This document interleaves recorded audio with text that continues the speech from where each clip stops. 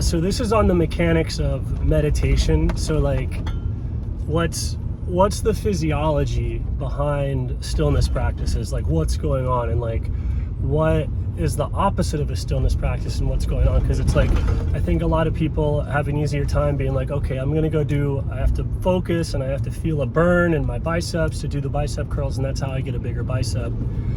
And so I don't think there's an equivalent materialistic understanding of like, well, why should I do a stillness practice? What's going on? I think a lot of the stillness practices people are kind of doing them on faith, because you see like a very wise person who seems to have, free-flowing access to insight. A lot of them go, hey, just be still, be quiet, still, and people kind of do it out of faith. And when they do it out of faith, they go, oh my gosh, this works. And so it gets perpetuated that way. But as far as I know, I don't know of a very good description of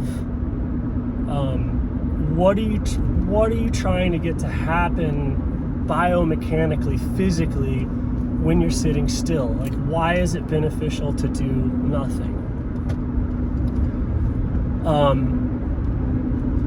And so you can notice this with slow spinning exercises. I'll try and do a video of it where I'm demoing it and talking about it as I feel it. I feel it here, but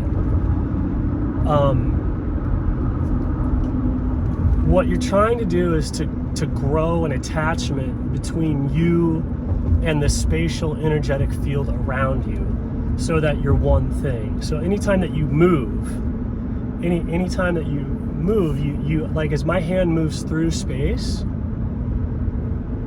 my hand moving independent of anything that my hand moves independently of, it's separate from, it's broken from, it's not attached to. Right? So like, when you're sitting there still and you're not doing anything, truly not doing anything, slowly it starts to stitch itself back together. Like, all of reality, your body-mind complex, if you do nothing, you're doing nothing, and the space around you is doing nothing as well.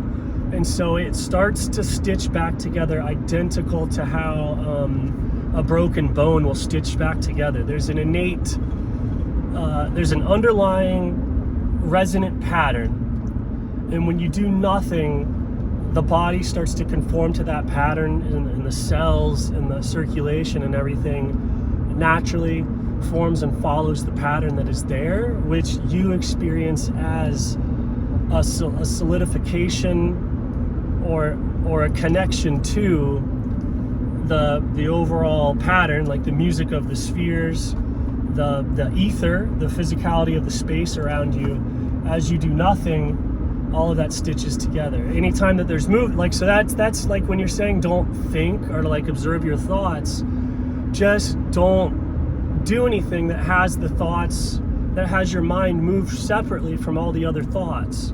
You sit there and you're looking at the thoughts, and that's just how it's moving. And when that's happening, then your mind, or the aspect of your consciousness connected to thought, starts to connect to larger and larger and larger thought. So as your mind doesn't move, and it's capable of restitching, because it's like a bone, right? So it's like the bone's broken, you hold it still for a while, and it starts to grow back together. But if you move your arm again, the break is there again, fresh and new, right? So with a lot of these stillness things in the mind, it's like it has to be held still for a particular length of time. And if you get to that time point, it'll become one object. If it's supposed to be one object, if that pattern is there, it'll grow together.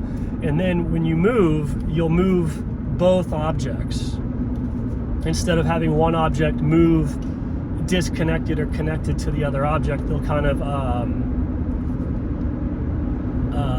tie together.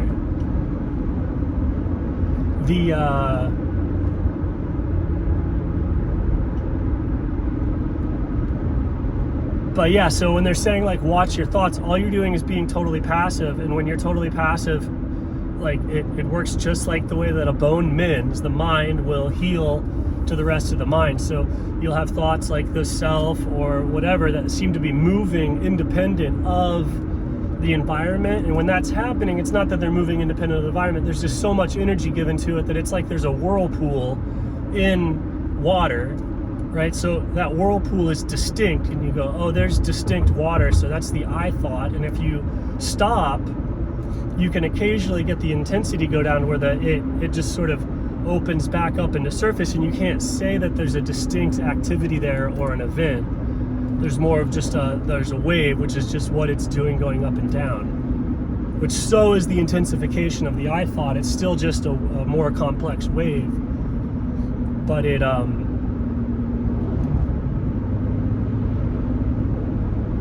yeah, and the ability to turn that off and on and to like actually make it strengthen. Like if you want, like if you get this, then you can push and develop a very, very strong I thought, and that's like all the like body hardening, yogic powers is all very flowing, healthy, dynamic I thought, which in consciousness creates different styles of whirlpools. Like you've seen really skinny ones that like do all that, and you've seen really big, deep ones, or you know, like hurricanes that's like sucking, like, you know, it's all sorts of different, like those are what I would call like an I thought.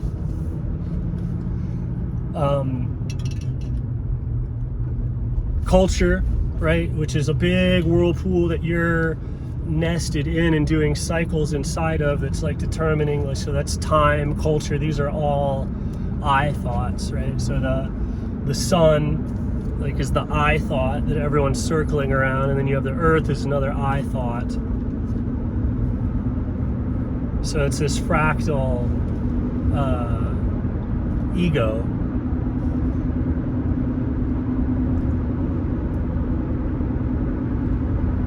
But like for movement, like if you sit still long enough and your body starts to stitch together with the space, that thing to where your body awareness is stitched in with all of the space around you. So you have body awareness behind you, above you, it's all stitched together. That makes your body lighter, and you find your center of gravity so that you can do cartwheels and flips and inversion and push-ups, and the form is correct, not because of the alignment of your bones or anything, but because your body, I thought, or your body movement has stitched itself in with the space around you, and that creates a sort of athletic buoyancy. So that's everything from, like, since it's all based on stillness and just stitching together, like monks or nuns in prayer or whatever, you're just in supreme stillness, it stitches together and they start to float because of the density, the connection of between the body and the space is so much that you like breathe in and you float. But it's all like, all of that comes about from like what is traditionally just described as a stillness practice. And so the stillness practice is about the same as like how you would heal a bone that's broken. So it's how do you heal a bone that's broken? You don't do anything, and it heals itself by responding to the vibratory archetype of your body.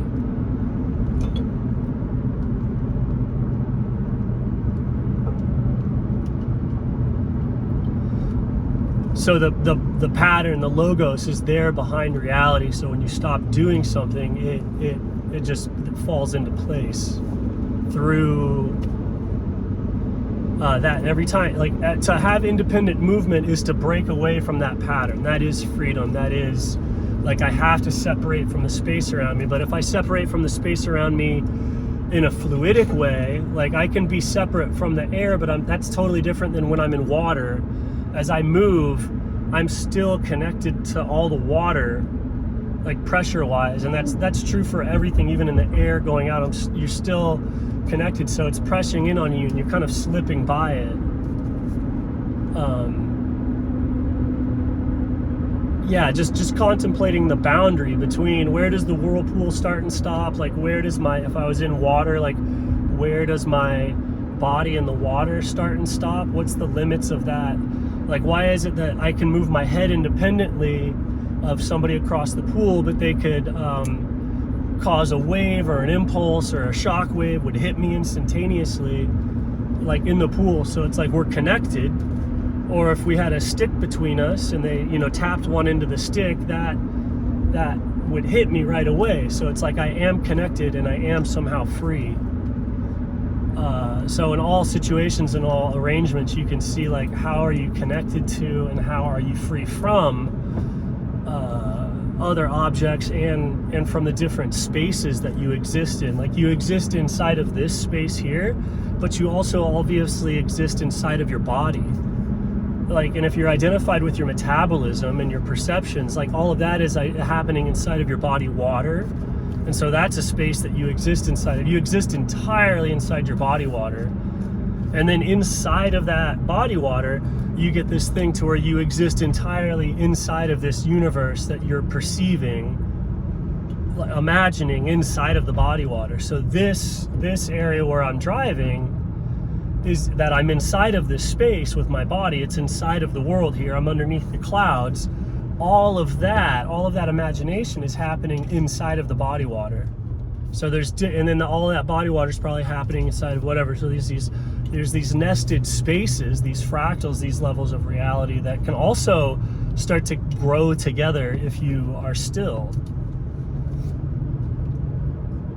And then also it should be free from. Everything needs to be connected to and free from to have like real existence and all that.